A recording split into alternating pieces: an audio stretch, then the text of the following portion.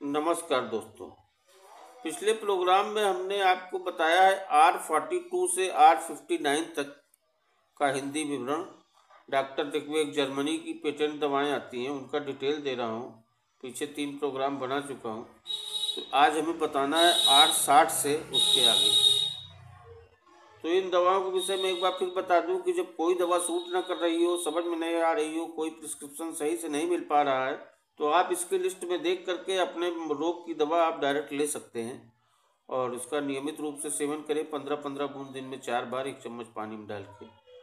और कुछ दिन में रोग जब कंट्रोल में आ जाता है तो इसकी क्वांटिटी कम कर दें, दिन भर में 3 बार ले आएँ। फिर उसके बाद 10-10 बूंद 3 बार कर दें और फिर 10-10 बूंद सुबह शाम चलाएँ। जब एकदम ठीक हो जाए तो भी कुछ दिन ये दवाएं आप ले सकते हैं। जर्मनी से आती है, वर्ल्ड क्लास होम्योपैथिक मेडिसिन है, ये सभी जगह मिलती है। तो इसको जो है आपको ध्यान में रखना चाहिए, वक्त ज़रूरत पे काम आ सकती है, इसीलिए मैं आपको ये सब बता रहा हूँ। पीछे R59 तक बता चुका हूँ, अब R60 से बताने जा रहा हूँ। ये है रक्त शोधक प्योरेमिन। ये रक्त को साफ करने वाली दवा है, ब्लड प्यूरिफायर।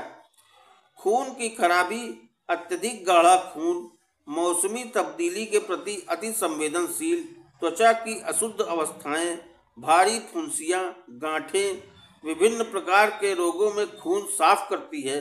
त्वचा की अशुद्धताएं व युवक युवतियों पर चेहरे पर निकलने वाली फुंसियों को साफ करती है।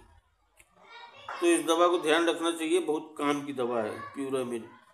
इसके बाद है मॉर्बिलिन। स्लैस्मिक झिल्लियों का प्रदाह, इन्फ्लामेशन ऑफ म्यूकस मेम्ब्रेनस। स्लैस्मिक झिल्लियों, खास तौर से आंख की झिल्ली के हर प्रकार के प्रदाह को कम करने के लिए खसरा जर्मन रोमांतिका में ये दवा दी जाती है। इसके बाद है एंडेजाइटिन संचार रोधनाशक ड्रॉप्स। परिसरीय वाहिकाओं के रोग,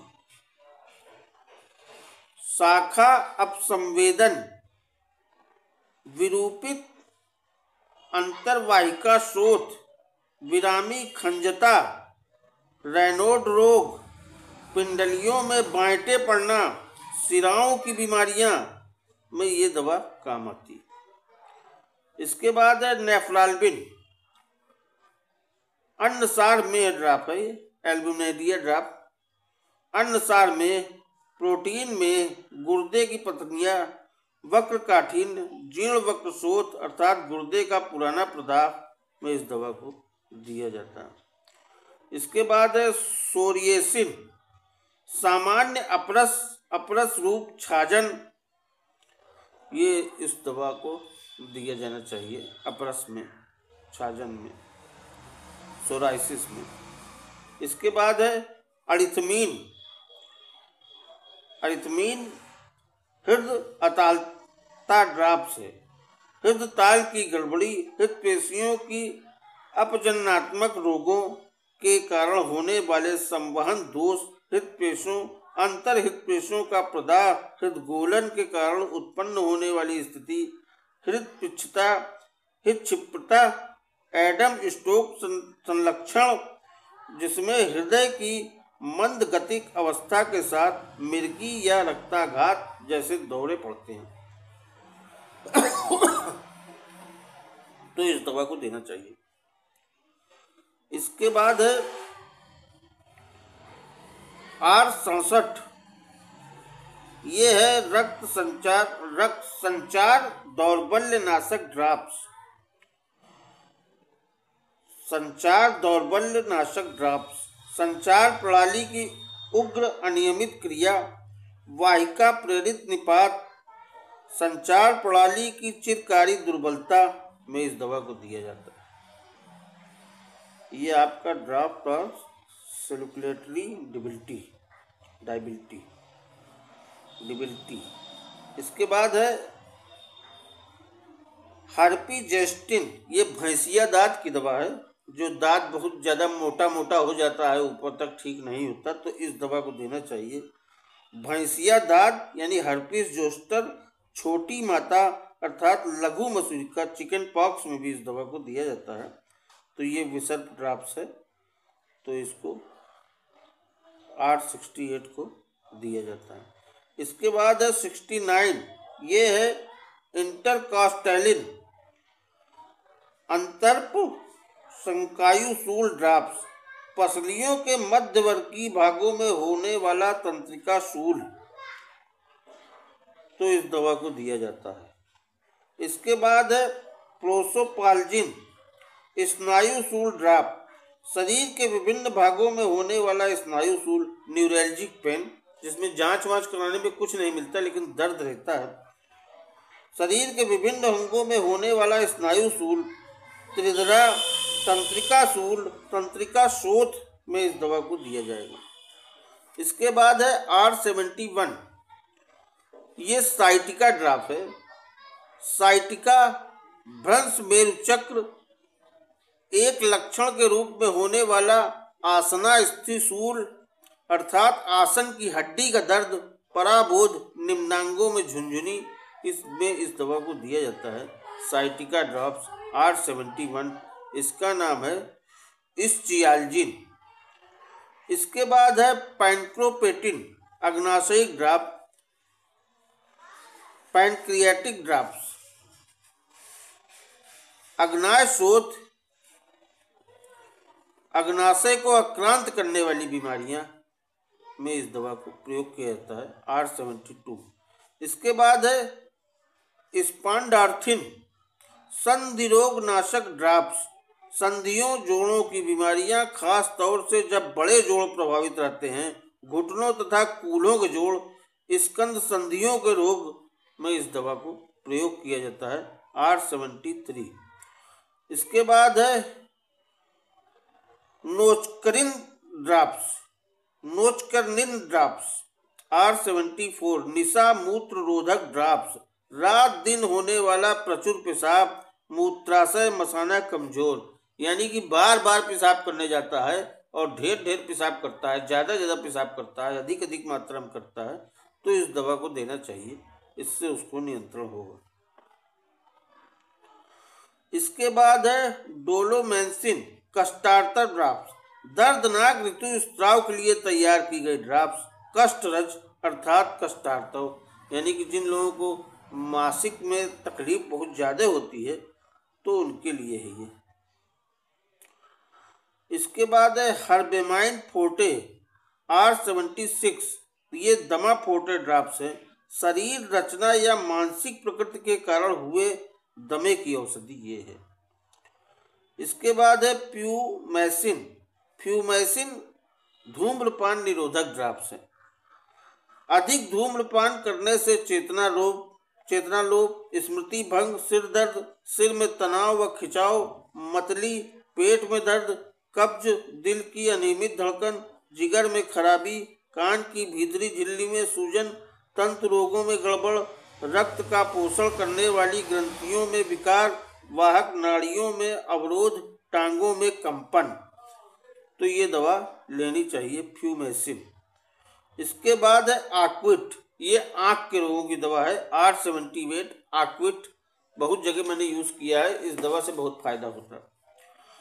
चक्षु रक्षा ड्राप्स, आँख में पुरानी सूजन, जलन, लाली, भारीपन, खिंचाव, धुंधलापन, स्पष्ट दिखाई न दे, चौंध बर्दाश्त न हो, मोतियाबिंद की आरंभिक स्थिति, सर्दी से आँख आना, अंजनहारी, पलकों पर सूजन, इन सभी बीमारियों में इस दवा को दिया जा सकता है और ये अच्छा काम करती है। इसके बाद है मालडाल पीड़ाहारी, सिर का दर्द, स्नायु पीड़ा, जोड़ों में वायु का दर्द, जोड़ों की सूजन में पीड़ा, तो मालडाल ड्राफ्ट लिया जाएगा। R81 है ये। इसके बाद है R82 फफूंद निरोधक ड्राप्स, ये फफूंद संक्रमण जैसे दांत, खाज, पैर की उंगलियों के बीच संक्रमण, हाथ पैरों की त्वचा सफेद परतदार, गले में छाले, कान दर्द व साथ खराशे, कान में खुजली भी, अंगुलियों के नाखूनों के नीचे सफेद चिकत्ते, योनि के झाग या अन्य फफूंद जनित त्वचा संक्रमण, रोगी सदा थका थका सा, चिड़चिड़ा, उलझा उलझा सा, सामान्यतः असंतुष्ट, मीठा खाने की लालसा, पेट में गैस बने, एलर्जी जनित स्वभाव के काम में तेजी आए, तो ये दवा ली जाती है माइकॉक्स R82 फफूंद निरोधक ड्रॉप्स। अब इसके बाद है एलिमेंटाल R83 खाद्य पदार्थ की एलर्जी ड्रॉप्स। खाने पीने की वस्तुओं से अगर एलर्जी हो जा रही है तो इस दवा को लेना चाहिए। खाने पीने के सामान से एलर्जी हो जाती है, किसी को चावल खाने से हो जाती है तो किसी को कुछ खाने से हो जाती है, तो इस दवा को लेना चाहिए कुछ दिन तक। उसके बाद है इनहेलेबल, ये सांस द्वारा एलर्जी ड्रॉप्स हैं। अगर किसी को सांस से एलर्जी हो जाती है, किसी चीज़ की महक से, धूल से, तो उसको ये दवा लेनी। सांस प्रक्रिया के साथ अंदर जाने वाले दूषित पदार्थों के कारण एलर्जी हो जाती है, तो ये R84 लेनी चाहिए। इसके बाद है सीबाबल R85, ये हाई ब्लड प्रेशर ड्रॉप्स है। उच्च रक्तचाप में इसको लेना चाहिए। जैसे कि जब रक्तचाप संकुचन की स्थिति में 140 से ऊपर, शीतलन की स्थिति में 90 से अधिक हो, तो इस दवा को लेना चाहिए। इससे ब्लड प्रेशर कंट्रोल होता है। इसके बाद है हाइपोसिन रक्त शर्करा पूर्ति ड्रॉप्स। थकान, हताशा, भोजन के बाद चिड़चिड़ापन, सिर दर्द, भोजन की लालसा, मन स्थिर न रहे, भोजन के बाद रोग के लक्षण स्पष्ट दिखाई दें, लालसा बढ़े, हाइपोएंड्रेनिया या रक्त शर्करा की कमी के अन्य लक्षण, जैसे कि ब्लड में शुगर कम हो जाता है, तो इस दवा को दिया जाता है इन लक्षणों में। इसके बाद है बैक्टीरियल R87 जीवाणु निरोधक ड्रॉप्स। जीवाणु जन्य संक्रमण, भीतरी या बाहरी, शरीर के प्रतिरोधक शक्ति कमजोर पड़े, शरीर में जीवाणु संक्रमण की निरोधक औषधि है ये, तो ऐसी अवस्था में इस दवा को देना चाहिए बैक्टीरियल।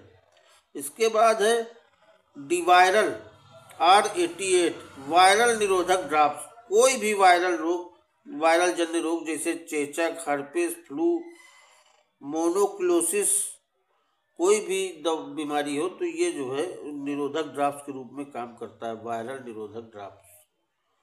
इसके बाद है R89 लिपोकल, ये बाल की दवा है। बाल जिनके टूट रहे हैं, झड़ रहे हैं, गंजापन आ रहा है, तो इस दवा को नियमित सेवन करने से निश्चित रूप से लाभ होता है। मैंने इसको चेक किया है।